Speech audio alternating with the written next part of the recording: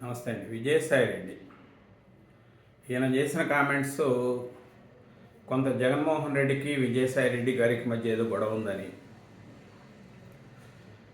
జగన్మోహన్ రెడ్డి గారికి చెప్పొచ్చాను, నేను నీ మనసులో నాకు స్థానం లేదు కాబట్టి నా మనసు కూడా విరిగిపోయింది, విరిగిపోయిన మనసులో అతకవు, మళ్ళీ తిరిగి వైఎస్ఆర్ కాంగ్రెస్ పార్టీలో చేరే అవకాశం లేదు, నాకు విశ్వసనీయత ఉంది, నాకు నిజాయితీ ఉంది,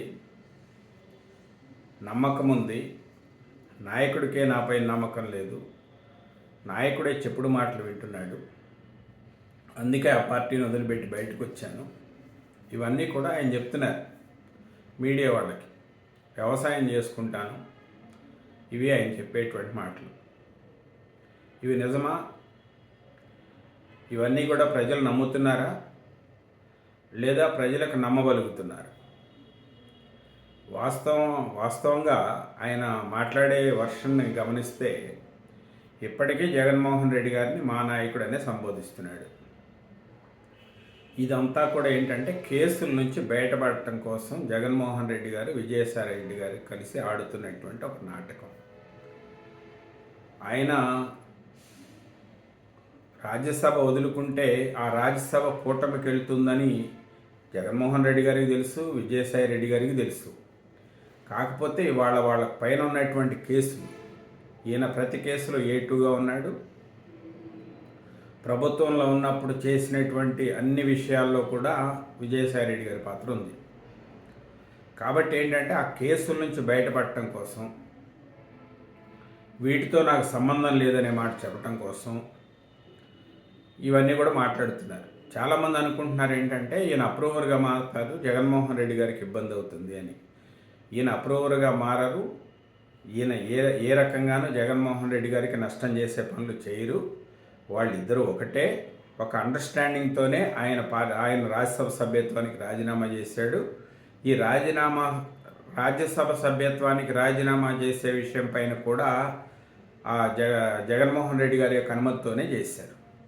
ఆయన విక్రాంత్ రెడ్డి గారికి దానికి సంబంధించిన అవగాహన ఉంది, నాకు ఎలాంటి అవగాహన లేదు, కాకినాడ పోర్టుకు సంబంధించి జరిగినటువంటి ట్రాన్స్ఫర్లో అనే విచారణలో ఆయన చెప్పాననే విషయం చెప్తున్నారు. విక్రాంత్ రెడ్డి గారికి తెలిసిన, విజయసాయి రెడ్డి గారికి తెలిసిన, జగన్మోహన్ రెడ్డి గారికి తెలిసిన, రామకృష్ణారెడ్డి గారికి తెలిసిన, సుబ్బారెడ్డి గారికి తెలిసిన, వీళ్ళందరూ కూడా ఒక అండర్స్టాండింగ్తోనే వాళ్ళ యొక్క వ్యాపారాలు కొనసాగించారు అధికారంలో ఉన్నప్పుడు. ఈరోజు ఆ కేసుల నుంచి తప్పించుకోవటానికి, కూటమి ప్రభుత్వం యొక్క దీంట్లో నుంచి బయటపడటానికి వీళ్ళందరూ కూడా వ్యూహాత్మకంగా ఆడుతున్నటువంటి నాటకం తప్ప మరొకటి కాదు. ప్రజల్ని ఎరోళం చేయడం కోసం వీళ్ళు చేసేటువంటి ప్రయత్నం అంతే తప్ప వీళ్ళు వాళ్ళపైన ఒకళ్ళపైన ఒకళ్ళు విమర్శలు చేసుకోవటం అంటే గాల్లో కత్తులు తిప్పుకోవటం, ఇంకంతకంటే వేరే విషయం ఏం లేదు. దానిపైన ఇవాళ టీడీపీ వాళ్ళు, టీడీపీ మీడియాను విజయసాయి రెడ్డి గారిని ఫోకస్ చేసి ఆయన్ని చూపించి ఆయన హైలైట్ చేయాల్సిన అవసరం ఏమీ లేదు. ఇదంతా కూడా ఒక వ్యూహాత్మకంగా ఈ కేసు నుంచి బయటపడటం కోసం చేస్తున్నటువంటి ప్రయత్నం.